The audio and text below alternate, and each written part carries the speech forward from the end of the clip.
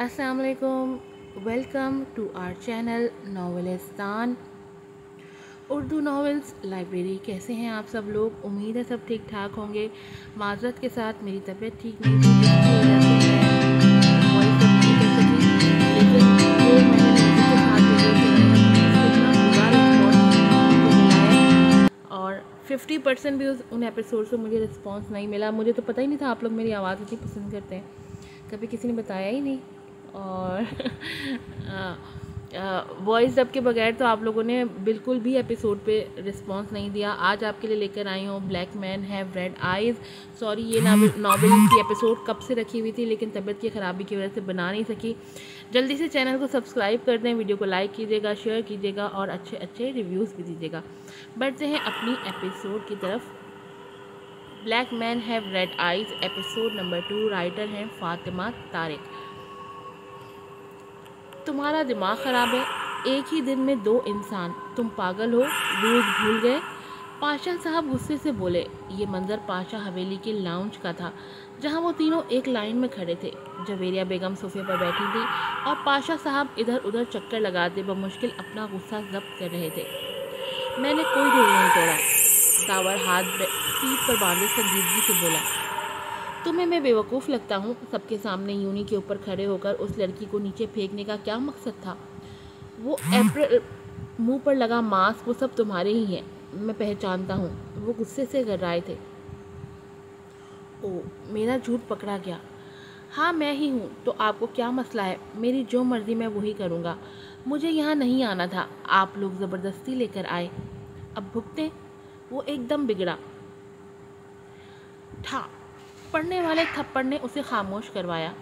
तुम्हारा दिमाग ठीक है? हम यहाँ जिस मकसद के लिए आए हैं उसको पूरा करने के लिए तुम्हारी ज़रूरत है। तुम ही कर सकते हो, इसलिए तुम्हें साथ लाए। हमारे पास सिर्फ कुछ महीने हैं। क्या सब मर जाना चाहते हो? ज़िंदा नहीं रहना चाहते? भूल गए वो सब मिलकर हमें मार देंगे। इनके हुक्म पर हम ये काम करने आए। तौबा है, बिल्लियों को भी अभी लड़ना था। हमारी सारी ताकत उनके कंट्रोल में है। आहिस्ता आहिस्ता हमारी ताकत कमज़ोर होना शुरू हो जाएगी और जिस दिन ये ताकत ख़त्म हुई उस दिन हम सब मारे जाएंगे। कोई नहीं बचेगा। बिना किसी ताकत के हम उन सब से लड़ नहीं पाएंगे। पाशा साहब का थप्पड़ उसके चेहरे पर पड़ा था। उसकी आंखें एकदम लाल हुईं, हाथों की मुट्ठियाँ भींची थीं और पाशा साहब चिल्ला रहे थे। जवेरिया बेगम उठी और सामने कमरे में गईं। वहाँ से एक संदूक पकड़ कर लाईं। हम सब की ज़िंदगी की चाबी इस संदूक में है। अगर खोल सकते हो तो खोलो, खोलो इसको। इसमें से तिलिस्मान निकाल कर दे दो और जो दिल करे वो करते फिरो। उन्होंने संदूक दावर के सामने रखते हुए कहा। दावर ने चेहरा मोड़ लिया। नहीं खोल सकते ना? हमसे ज़्यादा ताकत वाले भी इसे खोलने में नाकाम हुए। हम यहाँ उस लड़की को ढूंढने आए हैं जो इस संदूक की चाबी है। सिर्फ वही इस संदूक को खोल सकती है। तो इस लड़की को ढूंढो, ना कि इंसानों का खून पियो। जवेरिया बेगम गुस्से से बोली। यस मॉम, शाजिल और महक इकट्ठे बोले। जवेरिया और पाशा ने दावर की तरफ देखा जो अभी तक दाएं तरफ देख रहा था। दावर, तुम उसको ढूंढोगे कि नहीं? जवेरिया बेगम सर्द लहजे में बोली। नहीं, वो कहते ही बाहर दरवाजे की तरफ बढ़ने लगा। जब एकदम से दरवाज़ा बंद हुआ। पाशा साहब ने दरवाज़ा बंद किया था। तुम सुबह से पहले इस हवेली से बाहर नहीं जा सकते हो, चाहो भी तो भी नहीं। वो बोलकर अपने कमरे की तरफ बढ़ गए। वो काफ़ी देर वहाँ खड़ा रहा और फिर ऊपर छत की तरफ बढ़ गया। जवेरिया बेगम ने बस नफ़ी में सर हिलाया। उसके पीछे शाजिल चला गया। महक, जाओ देखो इनको, लड़े ना, तुम्हारे डैड बहुत गुस्से में हैं, बात बढ़ जाएगी। वो टीवी ऑन करते हुए बोली। महक ऊपर उनके पीछे गई। वो छत की रेलिंग पर हाथ रखे उस सर्द हवा में खुद के अंदर जमा आग को ख़त्म कर रहा था। कोई बकवास मत करना, आंखें बंद करते वो सर्द लहजे में बोला। अभी अभी शाजिल ऊपर आया था, क्यों सारी बकवास तुम ही कर सकते हो? ये डिपार्टमेंट तुम्हारा ही तो है। वो तंजिया नज़रों में बोलता उसके पास आया। बोला ना, अभी नहीं। तभी एक झटके में दावर ने उसका गला पकड़ा और उसे उठाकर ज़मीन पर पटका। لڑنا کیا صرف تمہیں آتا ہے؟ شازل نے اس کا گریبان پکڑا اور اس کے پیٹ میں لات ماری۔ وہ سامنے دیوار سے جا لگا۔ گائز پاگل پن مت کرو، مہک درمیان میں آئی۔ داور کی آنکھیں ایک سیکنڈ میں لال انگارے جیسی بدلیں۔ سامنے کے 4 نوکیلے دانت رونما ہوئے۔ وہ برق رفتاری سے شازل کی اور بھاگا، اسے گردن سے پکڑا، 1 پاؤں ریلنگ پر رکھا۔ شازل ہوا میں لہرا رہا تھا۔ اس کی پکڑ اتنی سخت تھی کہ اب کی بار شازل کچھ نہ کر پایا اور اگلے ہی پل داور چھت سے کود گیا۔ اس نے شازل کو زمین پر پٹکا، اپنا 1 پاؤں اس کے ہاتھ پر رکھا۔ وہ دونوں حویلی کے گارڈن میں تھے۔ مہک بھی کود کر ان کے پاس آئی۔ داور چھوڑو اس کو۔ مہک نے اسے چھڑوانا چاہا پر نہ جانے اس میں ایسا کون سا غصہ تھا، وہ شازل کو چھوڑ ہی نہیں رہا تھا اور شازل کا چہرہ سرخ ہو گیا۔ گردن پر دباؤ اس کا بڑھتا ہی جا رہا تھا۔ ہاتھ کے نوکیلے ناخن اس کی گردن میں چبھ گئے تھے۔ ایک دم سے اتنی زیادہ طاقت سے اسے جھٹکا لگا، وہ دور جا کر گرا۔ وہ دھکا پاشا صاحب نے دیا تھا۔ تمہارا دماغ سچ میں خراب ہو چکا ہے، وہ تمہارا بھائی ہے۔ پاشا صاحب چلا رہے تھے۔ شازل اپنی گردن پر ہاتھ رکھتا ایک طرف ہو گیا۔ اس کو اس کی حد میں رہنا سکھائیں۔ داور کھڑے ہوتے ہوئے بولا۔ جویریہ مہک اور شازل کو اندر لے کے چلی گئی۔ کیا بات ہے، آج کل زیادہ غصہ آ رہا ہے؟ غصہ کیا صرف تمہیں ہی آتا ہے؟ ہم سبھی کو آتا ہے، پر ہم تمہاری طرح بے وقوفی نہیں کرتے۔ چلو ایک ڈیل کرتے ہیں، تم اس لڑکی کو جلد سے جلد ڈھونڈو، اس کے بعد تم جہاں جانا چاہتے ہو میں تمہیں جانے دوں گا۔ وہ اس کے سامنے کھڑے ہوتے ہوئے بولے۔ مجھے کسی کو نہیں ڈھونڈنا، آپ زبردستی نہیں کر سکتے، خود ڈھونڈ لیں۔ وہ کہتے ہی حویلی کے اندر کی طرف بڑھ گیا۔ پاشا صاحب بس صبر کا گھونٹ پی کے رہ گئے۔ وہ اپنی ضد کا پکا تھا، یہ سبھی جانتے تھے، پر ابھی اس سے کام لینا تھا۔ وہ اچھے سے جانتے تھے کیسے کرنا ہے۔ چھوڑو مجھے، چھوڑو، چھوڑو مجھے۔ وہ اپنا وجود اس سے چھڑوانے کی کوشش کر رہی تھی۔ اس کی سانس پھول رہی تھی۔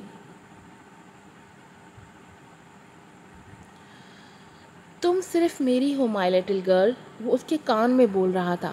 اس کی سرد آواز اس کا سانس بند کر رہی تھی۔ وہ مکمل اس کے قبضے میں تھی۔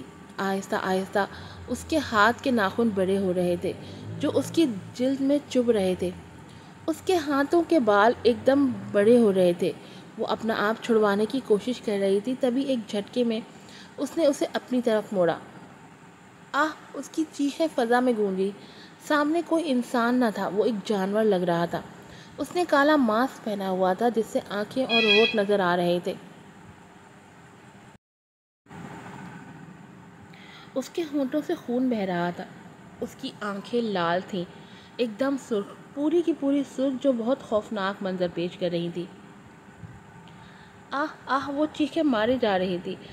سجل، سجل کیا ہوا بچے؟ اس کی چیخیں سن کر نازلی بیگم جھٹ سے اندر آئیں اور اس کو اٹھانے کی کوشش کی جو سوتے ہوئے چیخ رہی تھی۔ وہ اس کی گردن کی طرف بڑھ رہا تھا جب سجل نے آنکھیں کھول لیں۔ اس کا پورا وجود کانپ رہا تھا اور پسینے سے شرابور تھا۔ وہ بہت زیادہ ڈر گئی تھی۔ نازلی بیگم نے اسے سینے سے لگایا۔ امی وہ مجھے لے جائے گا امی، وہ کانپتے ہوئے بول رہی تھی۔ کچھ نہیں ہوا، کوئی ڈرائنہ خواب دیکھا ہوگا، نازلی بیگم نے اسے سینے سے لگاتے ہوئے کہا اور اسے پانی پلایا۔ وہ تھوڑا سنبھلی۔ کافی دیر بعد وہ نارمل ہوئی۔ اس نے اپنا سر بیڈ سے ٹکایا۔ میں تمہارے کھانے کو کچھ لاتی ہوں، بخار کی دوا کھانے، یہ خواب بھی تیز بخار کی وجہ سے آ رہے ہیں۔ نازلی بیگم بولتی باہر کچن کی طرف چل دیں۔ اف، اتنا ڈراؤنا خواب! وہ گہرا سانس لے کے بولی تھی۔ اسے اپنے بازو پر جلن محسوس ہوئی۔ اس نے اپنی آنکھیں کھولیں اور اپنے بازو دیکھے جہاں ناخنوں کے نشان تھے اور اس میں سے خون رس رہا تھا۔ وہ ایک دم ڈر گئی۔ یہ خواب نہیں تھا۔ وہ ڈر کر باہر کی طرف بھاگی۔ امی، یہ دیکھیں خون نکل رہا ہے، ناخنوں کے نشان ہیں۔ وہ بھاگتے ہوئے کچن میں نازلی بیگم کے پاس آئی۔ وہ ایک دم پلٹی اور سجل کے دونوں بازو دیکھے، وہ مکمل صاف تھے۔ کچھ بھی تو نہیں، پریشان مت ہو، جاؤ لاؤنج میں بیٹھو، میں کھانا لاتی ہوں، نازلی بیگم بول کر واپس پراٹھا بنانے لگی۔ سجل نے اپنے بازوؤں کو دیکھا، وہ مکمل صاف تھے، یہی تو جلن ہو رہی تھی، خون بھی تھا۔ وہ پریشان ہو گئی۔ سجل جا کر بیٹھو۔ نازلی بیگم کی آواز پر وہ مڑ گئی اور لاؤنج میں آ کر بیٹھ گئی اور بار بار اپنے بازوؤں کو دیکھ رہی تھی۔ میں سچ میں پاگل ہو رہی ہوں۔ وہ اپنا سر ہاتھوں پر گرائے بولی۔ تبھی نازلی بیگم پراٹھا لے کر آئیں۔ اس نے نہ چاہتے ہوئے بھی ناشتہ کیا اور دوائی کے لے کر وہیں نازلی بیگم کی گود میں سر رکھ کر سیرت کی باتیں کرنے لگی اور ساتھ رو بھی رہی تھی۔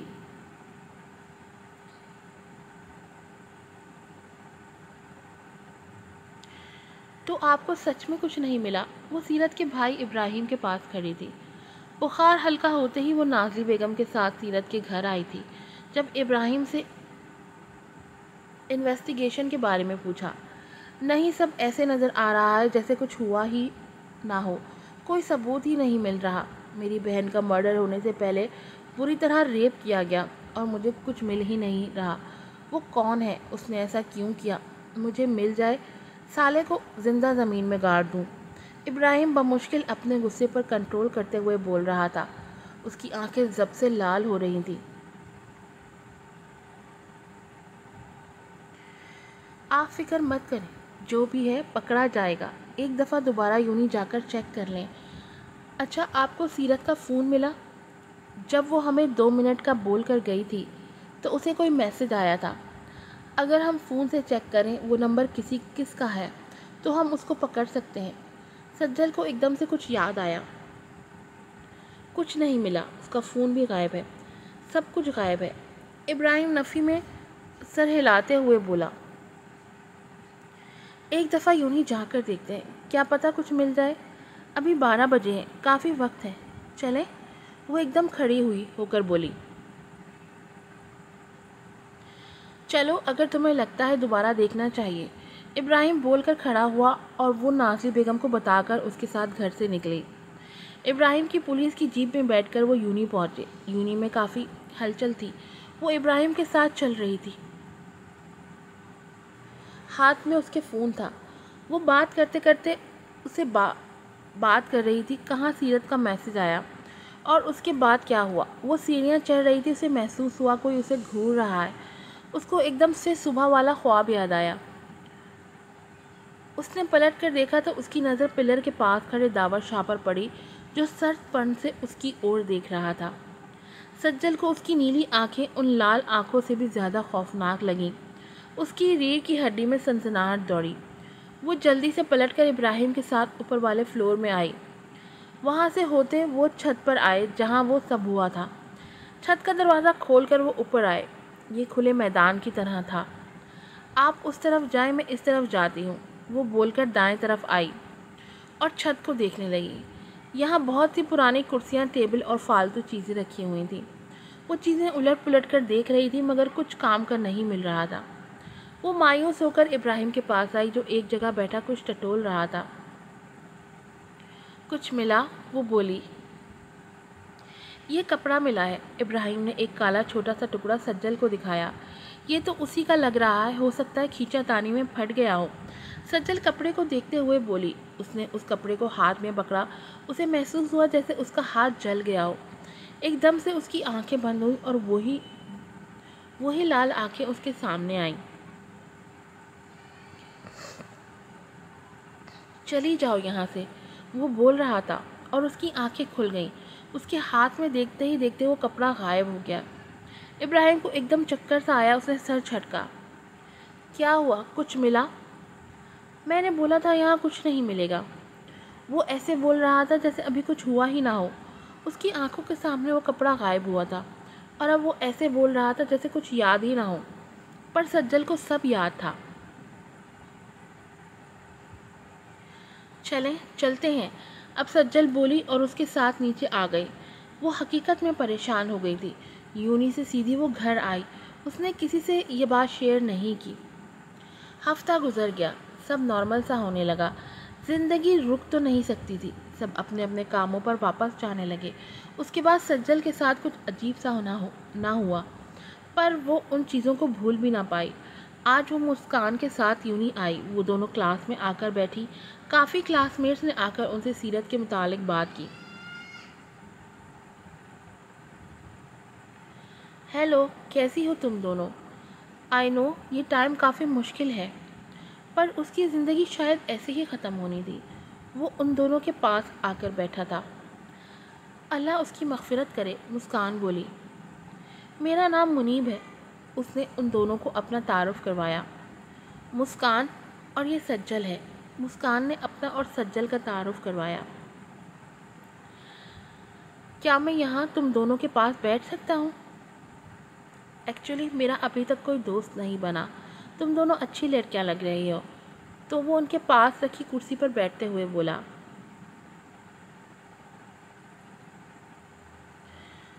تم بیٹھ چکے ہو تو پوچھنے کی کیا ضرورت؟ سجل کو وہ عجیب لگا۔ تھینکس، تم دونوں نمبر دو، میں گروپ میں ایڈ کرتا ہوں۔ وہ موبائل آن کرتے ہوئے بولا۔ مسکان کو وہ اچھا لگا، اس نے جھٹ سے نمبر دے دیے۔ سجل اسے بس گھورتی رہ گئی۔ مسکان اور منیب آپس میں باتیں کرنے لگے۔ اس نے اپنا سر کرسی پر گرا دیا۔ اس کا آدھا سر پیچھے لٹک رہا تھا۔ اس نے آنکھیں ادھر ادھر گھمائی۔ اس کی دوبارہ نظر اسی سے ملی جو اسے اب بھی اپنی سرد نیلی آنکھوں سے گھور رہا تھا۔ اب اس نے ڈرنے کے بجائے ماتھے پر بل ڈالے اور اسے غصے سے گھورا اور ناک چڑھائی۔ داور نے نظریں پھیر لیں کیونکہ کلاس میں ٹیچر آ گئے۔ سجل بھی سیدھی ہو کر بیٹھی اور لیکچر لینے لگی۔ کیسی لگی قسط؟ پلیز اپنی رائے کا ضرور اظہار کیجیے گا، چینل کو سبسکرائب کیجیے گا، ویڈیو کو لائک کیجیے گا، شیئر کیجیے گا اور اچھے ریویوز بھی دیجیے گا۔ پھر ملوں گی آپ سے ایک نئی ایپیسوڈ میں، دعاؤں میں یاد رکھیے گا۔ السلام علیکم۔